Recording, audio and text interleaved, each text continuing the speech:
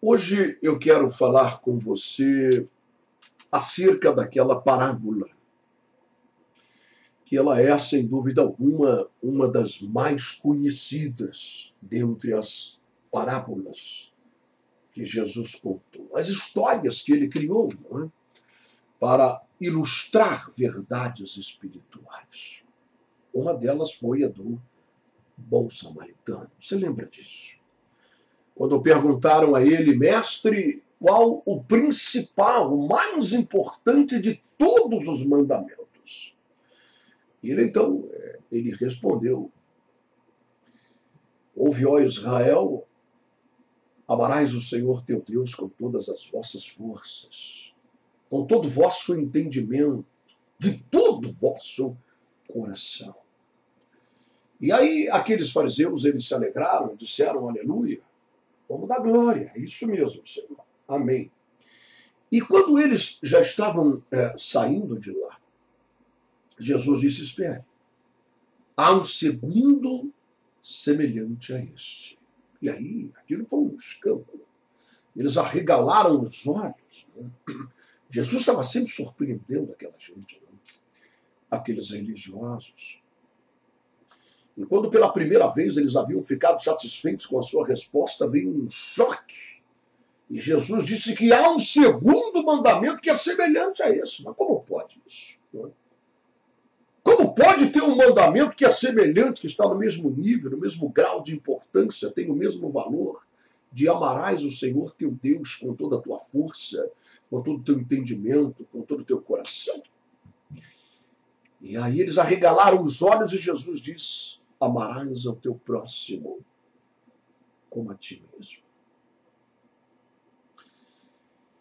Eu não vou entrar em muitos detalhes acerca disso, mas nós sabemos que aquele que diz que ama a Deus, a quem não vê, e não ama, e não manifesta, e não expressa, não é falar de boca para fora, não. Isso, ninguém engana ninguém, na verdade, muito menos a Deus. Às vezes, aliás, você pode até enganar uma pessoa por algum tempo, mas a Deus ninguém engana. Não adianta você falar, eu te amo em nome de Jesus. Não. Mas aquele que não expressa, que não manifesta amor ao seu próximo, a quem ele vê, não se importa com ele, não lhe estende a mão, não lhe ajuda, não faz as coisas mudarem na vida desta pessoa, não dá valor a ela. Esta pessoa, quando diz que ama a Deus, ele é mentiroso. Isso é o que a Bíblia diz. O que Jesus estava querendo dizer era exatamente isso, em outras palavras. Quer dizer, não saiam daqui alegrinhos, não, com essa história de amarás o Senhor teu Deus de todo o teu coração, e vocês com essas vestes aí religiosas, no filactério, amarrado na testa, no braço, e essa coisa toda aí religiosa, essas longas barbas, e as orações na praça, e o dízimo do endre, do cominho, e toda essa coisa, e o sacrifício no santuário. Não saiam daqui assim, pensando que vocês estão enganando alguém. Porque vocês podem até enganar as pessoas com essa fisionomia de profeta, né? Com essa voz de profeta, com as longas orações. Ó Deus, Jeová! Não é verdade? Vocês podem enganar os outros, mas a Deus ninguém engana, não. Mas esses animais aqui fazem o sacrifício, fazem as longas orações, as longas rezas, gostam de ser chamados de rabi, e aparentemente vocês amam demais a Deus, não é verdade? Só que tem o seguinte, há um segundo mandamento que é semelhante a esse.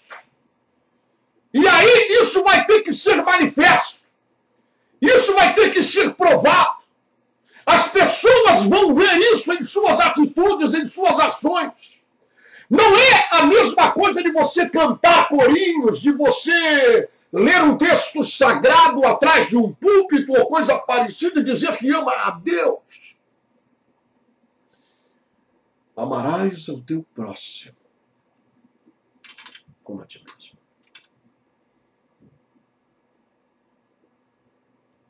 Aí aquilo foi um escândalo. Aí eles arregalaram os olhos, aí eles ficaram numa situação difícil. Porque amar o próximo não dá só para falar de boca para fora. Não dá, porque tem gente com fome.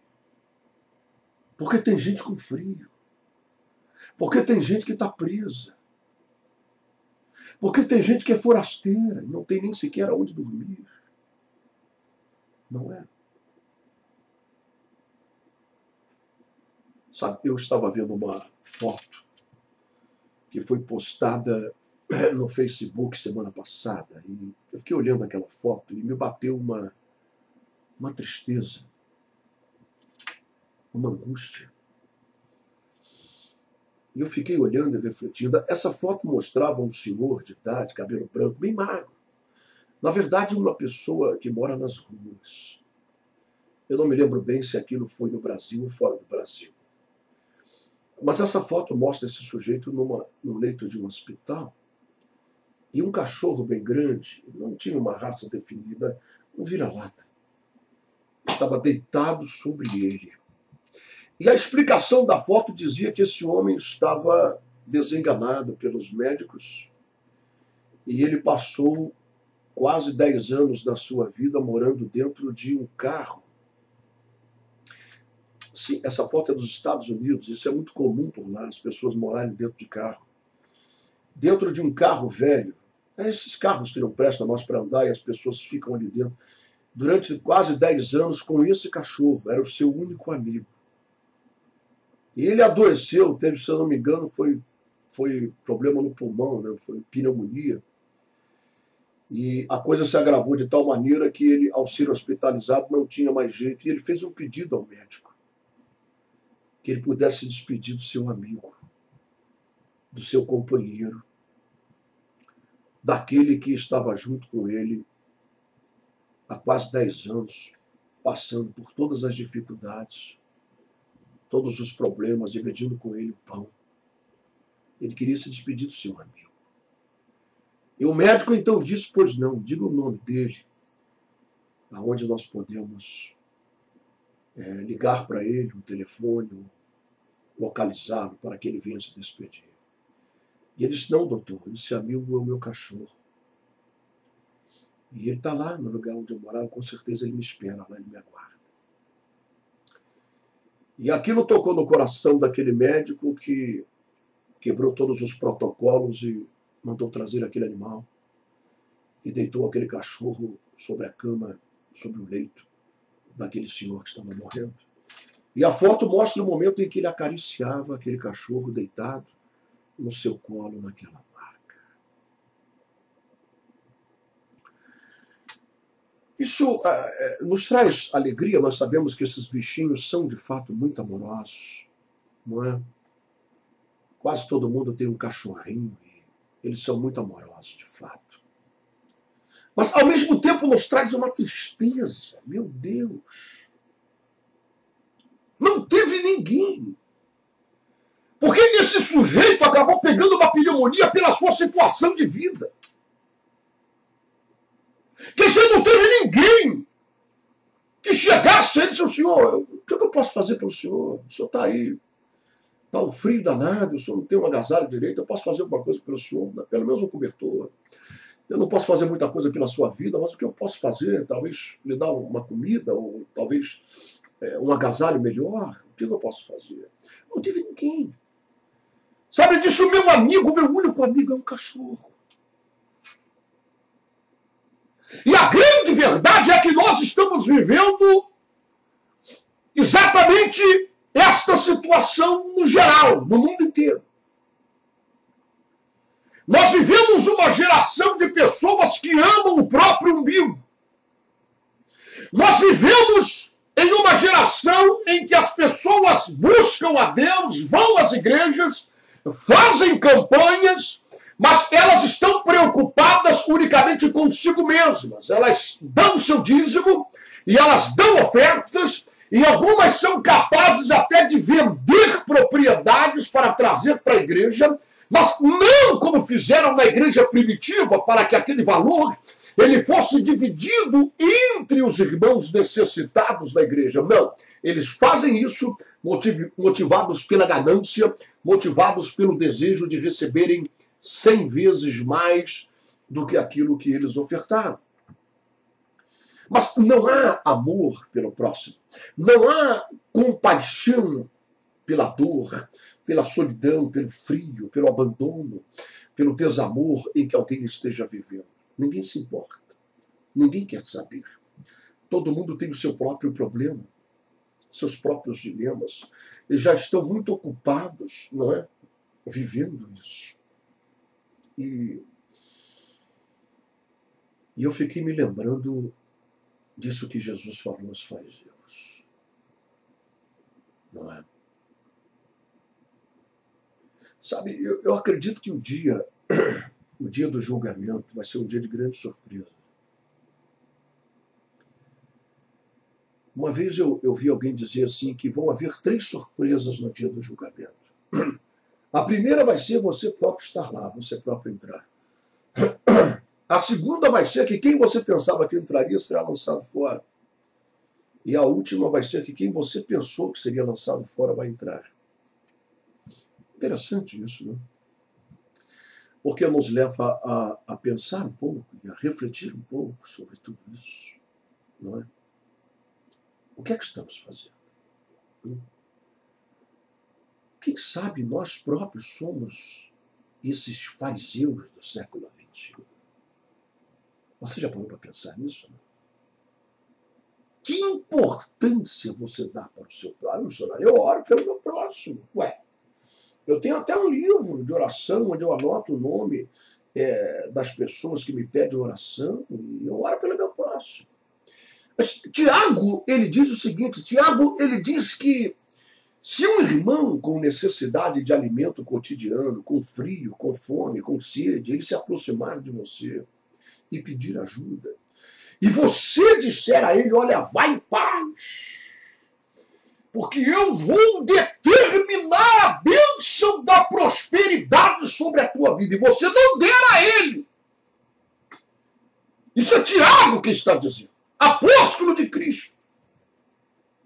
E você não der a ele o que lhe é necessário para satisfazer as suas necessidades, o pão, o macarrão, o arroz, o feijão, o agasalho, a sua fé é morta. É a Bíblia que diz isso. Você está enganando a você mesmo. A sua fé é morta, ela não existe. Ela é a mesma coisa de um corpo sem um espírito. Só tem a aparência. Não é? Ah, missionário, mas espera aí, nós somos salvos, não somos pelas obras, é pela fé. Então você leia o que Tiago fala sobre esse assunto. Leia. Porque ele diz exatamente isso. A fé a qual o texto se refere, pela qual somos salvos, esta fé é uma fé que vem de Deus. Não é uma crença, não é uma religião. E essa fé que vem de Deus, ela nos move, ela nos transforma em novas criaturas, e os nossos conceitos são alterados e são mudados de tal forma que nós verdadeiramente amamos o nosso próximo e passamos a realizar obras, não para sermos salvos através delas, mas para, através delas, manifestar a autêntica e verdadeira fé. E quando Jesus contou essa parábola para mostrar a eles quem era o próximo, porque eles ficaram indignados e disseram, mas mestre, quem é meu próximo? Para que eu tenha que amá-lo como a mim mesmo. Hein? E aí Jesus contou a história daquele sujeito que vinha na estrada e foi assaltado, bateram nele, estava ensanguentado, levaram tudo que ele tinha, e ele estava caído na beira da estrada. Lembra disso? E aí veio o sacerdote, olha como Jesus ensina. E o sacerdote olhou para aquele sujeito ensanguentado, morrendo. Eu fico pensando, eu às vezes me coloco no lugar das pessoas para que eu possa sentir um pouco da dor delas. E eu fico pensando na figura desse sujeito caído no chão, ensanguentado, morrendo, fraco, não foi assaltado. Talvez ele realmente não devesse passar por ali, era um lugar perigoso, mas ele foi arriscar e se deu mal. E ele estava morrendo. E ele viu o sacerdote, aquele mesmo cara que batia no peito. Ele viu o sacerdote, aquele mesmo cara que queimava incenso lá no altar, que apresentava o sacrifício. Aquele mesmo cara que fazia longas orações na praça e era chamado de mestre. Ele viu o momento em que esse sacerdote estava descendo a campina e viu ele lá caído. Ele estendeu a mão. Fraco, morrendo, ensanguentado, ergue a mão, pensando que aquele sacerdote iria socorrê-lo.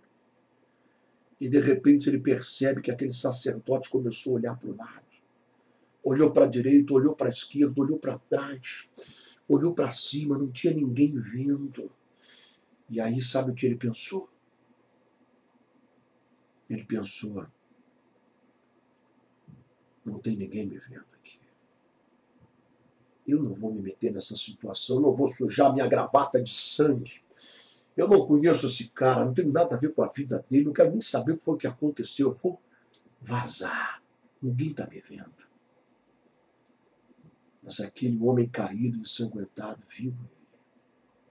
Deus viu ele. E depois veio o levita, irmão. O levita é aquele sujeito que é responsável pela adoração, pelo louvor. Não é isso? Que poderia ser hoje comparado ao cantor gospel, né? Ao líder do louvor, a banda evangélica, ou queira dar você o nome que você quiser, àquelas pessoas responsáveis pela adoração, pelo louvor, pela exaltação de Deus. Vem um levita. Aí um homem ensanguentado, morrendo, cansado, fraco, vê o outro sujeito descendo a planície perto dele. E era aquele levita, aquele sujeito que cantava, tocava harpa bonito demais.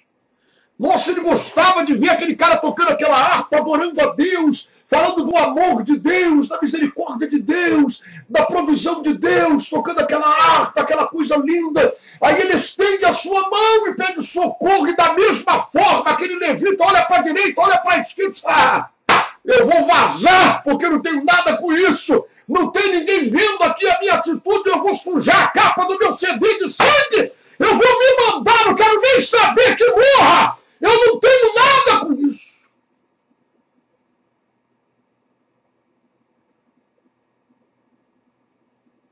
Ninguém viu. De fato, não tinha ninguém nem na direita, nem na esquerda, nem na frente, nem atrás. Mas o homem ensanguentado viu. E Deus viu.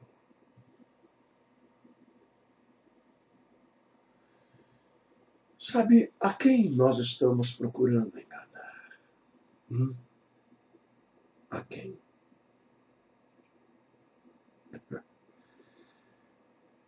Há alguns dias atrás, alguém postou no Facebook e eu gostei daquilo e fiz um comentário acerca do que foi postado.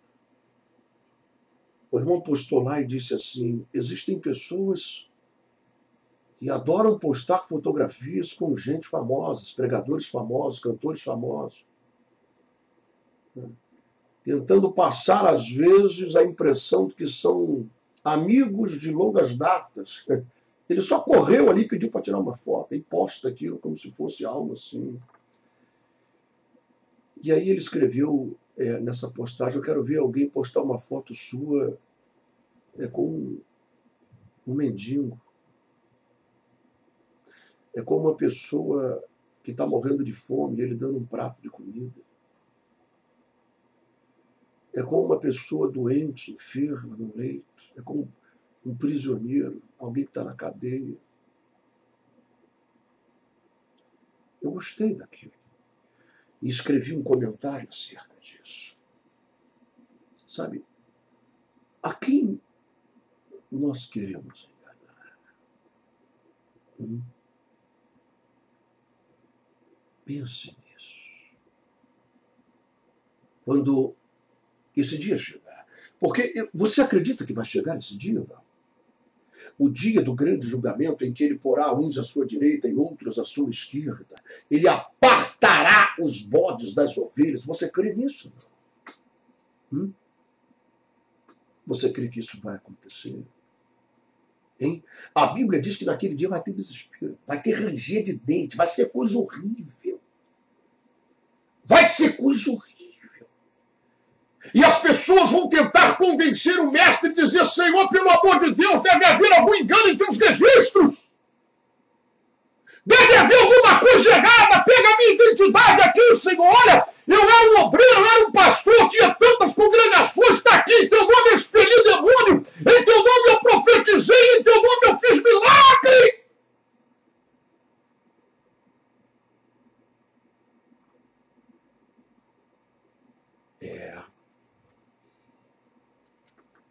Será que isso vai acontecer, não? O que você acha? Será que isso é verdade ou é mentira? E Jesus dirá a eles: eu não vos conheço. Nossa, meu Deus do céu. Que coisa, irmão. Você vê que a Deus ninguém engana, não é?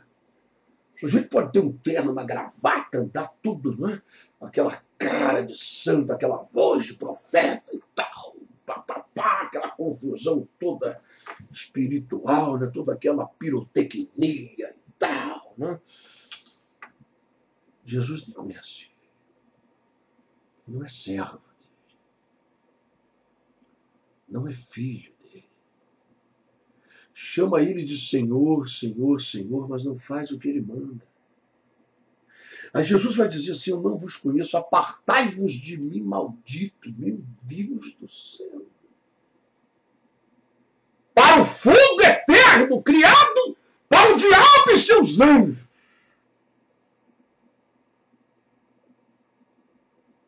Porque eu tive fome e não me deste de comer. Eu tive frio, não me agasalhaste. Eu era forasteiro, você não me deu uma cama para dormir. Eu estive preso, você nunca foi. Não é? Mas olha, tem sempre um escape, tem sempre um jeitinho brasileiro na coisa, não tem não? Hein? Eu quero perguntar para você que está me ouvindo agora e você que está me vendo na internet: quantos de vocês fazem aquela oração bonita? Seja sincero. Não vamos falar a verdade.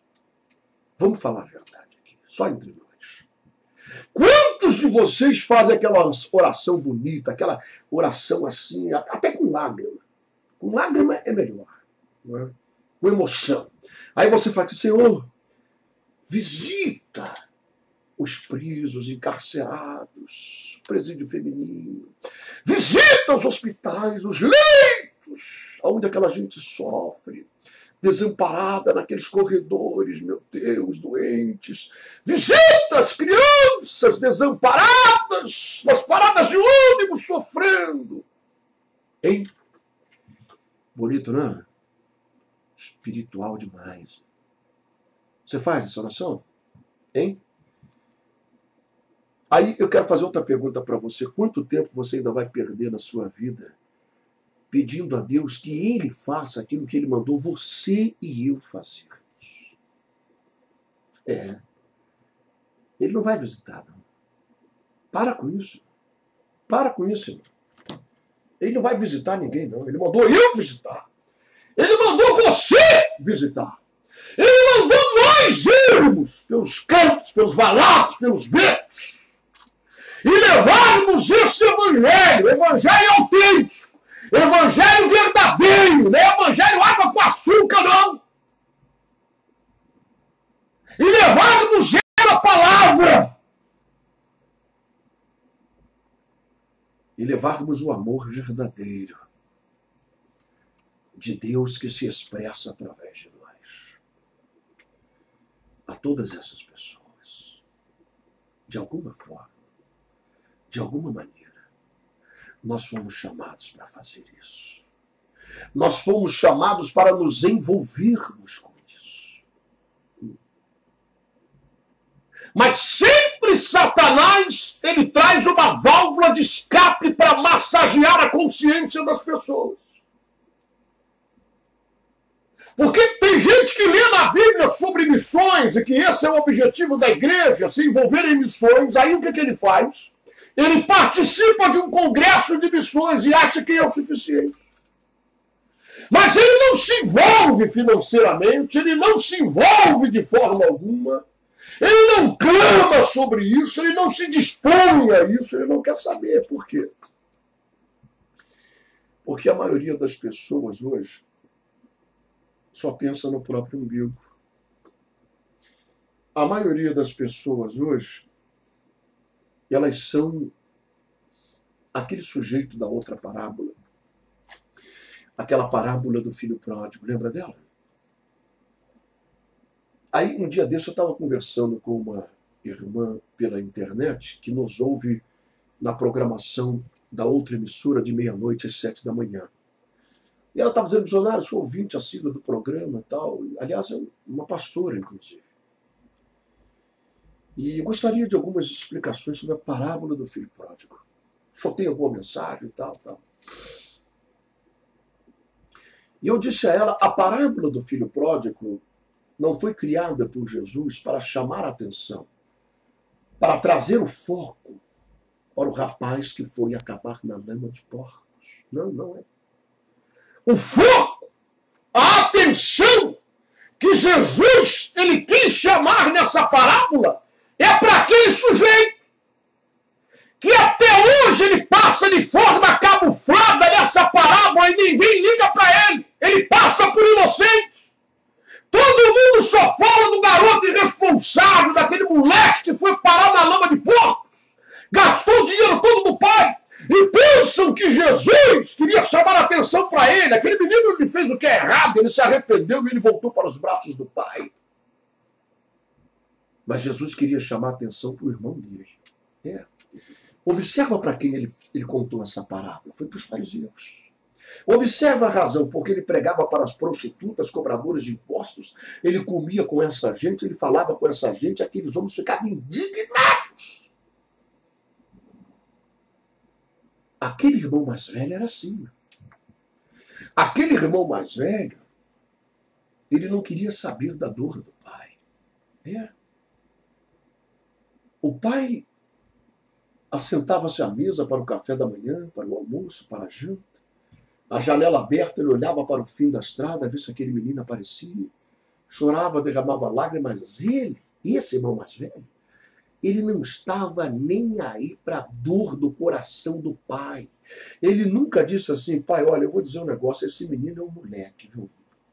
Eu aconselhava, tá certo. O que importa para mim é o seguinte, eu não aguento mais ver a tua dor e não fazer nada. O senhor ama esse garoto, ele errou, tá certo, mas eu sei que o senhor ama, eu sei que o senhor quer vê-lo resgatado.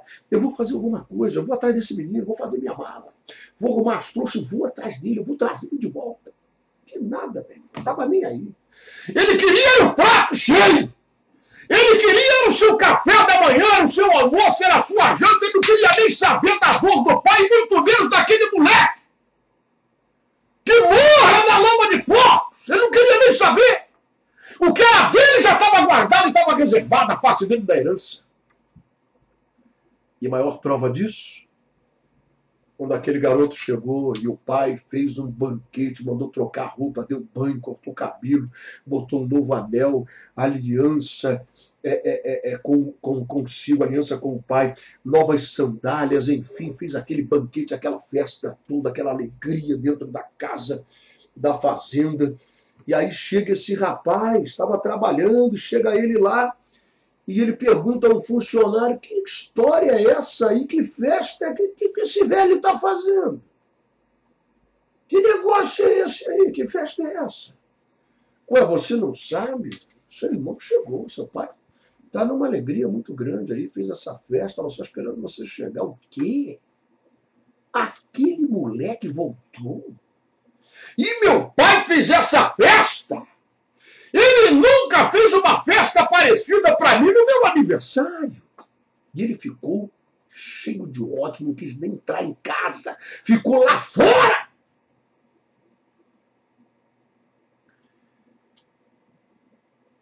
E você sabe de uma coisa? Tem muito irmão mais velho por aí. eu só não quero ser um deles. Eu só não quero estar entre eles. Eu espero que você também não seja um deles. Ou se for, ou se a tua ficha está caindo agora nesse momento em que você é um desses irmãos mais velho, é sempre tempo de mudar. É sempre hora de cair em si e dizer, peraí, o que eu estou fazendo da minha vida? Eu não quero estar entre essa gente que vai ouvir de Jesus, eu não te conheço, apartai-me de mim, maldito, por fogo eterno. O que é isso? Eu quero fazer alguma coisa, eu quero ser servo de verdade, eu quero me importar com a dor no coração do meu pai, eu não quero viver uma vida cristã em que eu olhe apenas para o meu umbigo, apenas para a minha necessidade, apenas atrás de bênçãos, bênçãos, bênçãos, bênçãos, sem me importar com as pessoas ao meu redor.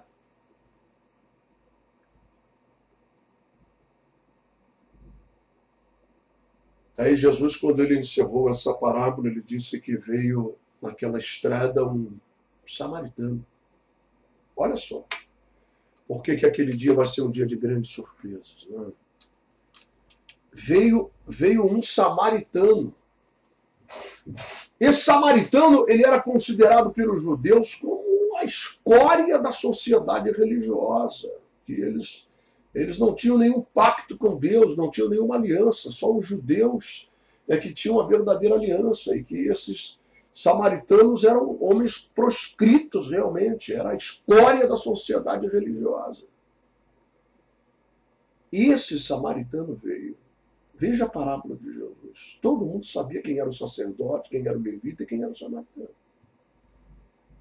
E aí o samaritano veio, viu aquele homem morrendo, ensanguentado.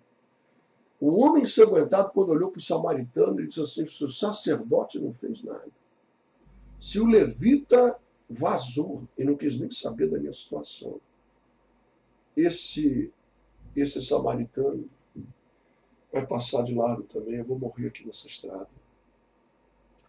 Mas, para a surpresa dele, o samaritano foi até ele, desceu do seu cavalo,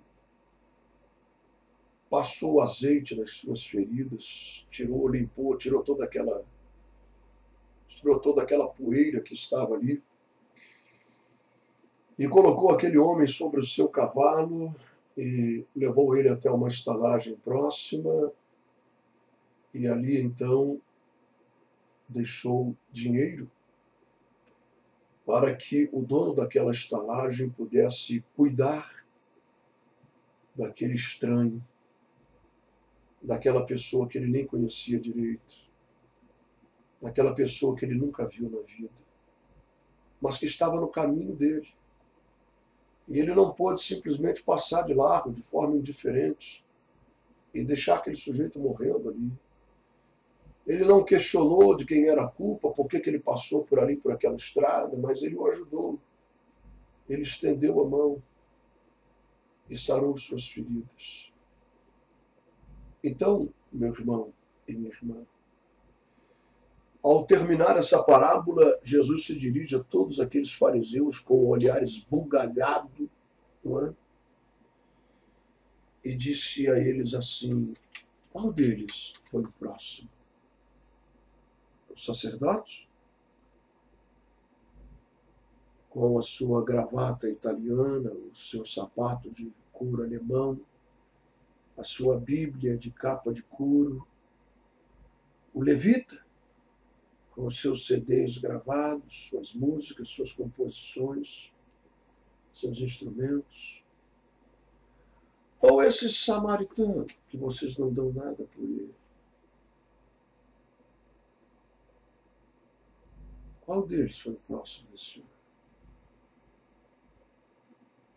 Eles baixaram a cabeça e disseram, aquele que fez o bem, aquele que se compadeceu, aquele que lhe estendeu a mão, o samaritano. E Jesus disse assim, faça o mesmo. Faça o mesmo. Sabe, meu irmão e minha irmã, essa é uma questão séria. E não se trata de uma doutrina, de uma denominação qualquer. Se trata da salvação da tua alma. do teu comportamento diante dos olhos de Deus, do que é que você está fazendo. Não pense em chegar diante de Deus com uma lista da quantidade de capeta que você expulsou. Não é? Ou das visões, revelações ou profecias. Cuidado. Porque, às vezes, aquilo que você considera um grande atributo, uma grande medalha, uma grande condecoração de vida cristã, para Deus pode ser lixo. Quando não associada à misericórdia, à justiça, à mão estendida, ao amor ao próximo. Pensa nisso, reflete nisso, e eu tenho certeza que fará um grande bem para a sua alma.